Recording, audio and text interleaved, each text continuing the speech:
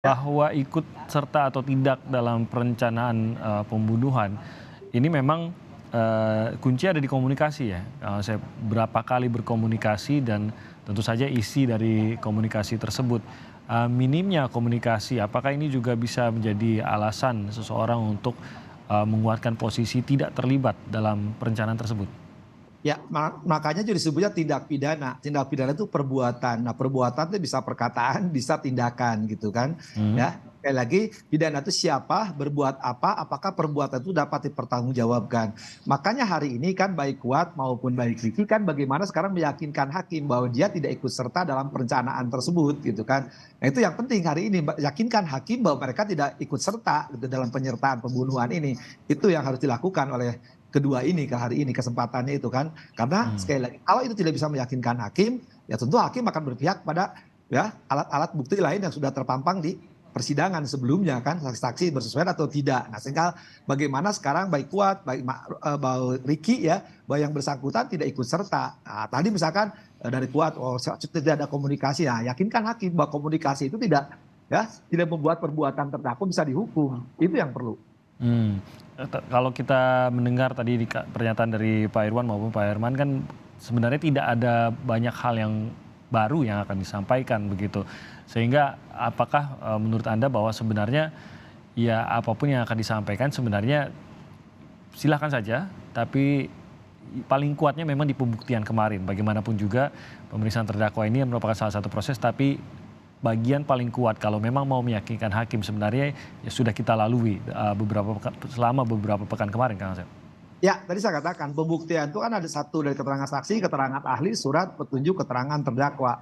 Nah, Mhm. ketika pemeriksaan itu semua selesai dan diberi kesempatan kepada pihak dan juga saksi yang menguntungkan maupun baik ahli maupun ahli-ahli yang lainnya. Nah, sekarang didengar keterangan terdakwa adalah keterangan yang terakhir. Nah, keterangan terdakwa yang terakhir itu memang kenapa disebut keterangan yang terakhir di filosofisnya di KUHP itu? Ya karena 189 ayat 3 mengunci keterangan terdakwa berlaku bagi dirinya. Syukur-syukur keterangan terdakwa bersesuaian dengan alat bukti yang lain. Tapi kalau keterangan terdakwa tidak bersesuaian dengan alat bukti yang lain, ya sudah selesai perkara itu karena hakim maupun jaksa maupun penasihat hukum sudah punya fakta-fakta persidangan kelak menjadi fakta hukum. Sejauh mana fakta persidangan menjadi fakta hukum, itulah parameternya 5 alat bukti tadi gitu kan. Karena ingat, kalau keterangan terdakwa cuma satu tapi 4 tidak mendukung, tidak bersesuaian bahasa hukumnya, ya sudah selesai.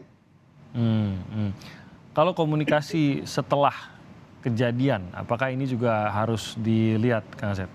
Ya iya, dari awal, tengah, sama kalau kita bahasa Inggris kan dahulu, sekarang, nanti. Jadi Mmm. detik-detik itu akan berkaitan, hukum tuh mengenal, katanya mengenal locus tempus itu kan, waktu dan tempat. Nah, ketika sekarang tempatnya sudah ketahuan, nah waktu-waktu itu kan menunjukkan kan indikasi tendensinya itu kan ketahuan kan. Misalkan yang paling gampang saya kasih contoh ya. Nah, kan Sambo pernah menjanjikan uang setelah kejadian loh. Nah, itu juga jadi pertanyaan kan. Pasti majelis nanti kan uraikan dalam pertimbangannya. Mmm. Nah itu saya mungkin ke situ arah komunikasi setelah kejadiannya sendiri. Ini mungkin justru akan bisa menjadi sesuatu yang memberatkan bagi kliennya, Pak Irwan dan juga, Pak Herman. Komunikasi setelah kejadian sendiri bagaimana Pak Herman? Saya kira kalau itu tuduhannya, itu kan sebenarnya, kenapa misalnya kasih uang, direncanakan mau dikasih uang walaupun belum belum jelas dan si Ricky, maupun yang lainnya juga tidak menyatakan, itu kan inisiatif dari itu, Mmm. dari si Perdisambo dan harus diingat bahwa ini sebenarnya adalah karena dia diminta merekayasa, itu yang dijalankan selama ini, ucapan terima kasih itu pun Sambo bilang tidak langsung mau ngasih, nanti gitu. Jadi mereka bukan berarti, "Mana uangnya?" atau berharap, enggak juga, Mmm. cuman siap-siap gitu aja gitu kan. Jadi kalau itu dikaitkan saya kira itu hanya, bahwa dia sudah menyampaikan waktu di pemeriksaan dipropos, yang diminta oleh Sambo supaya rekayasa.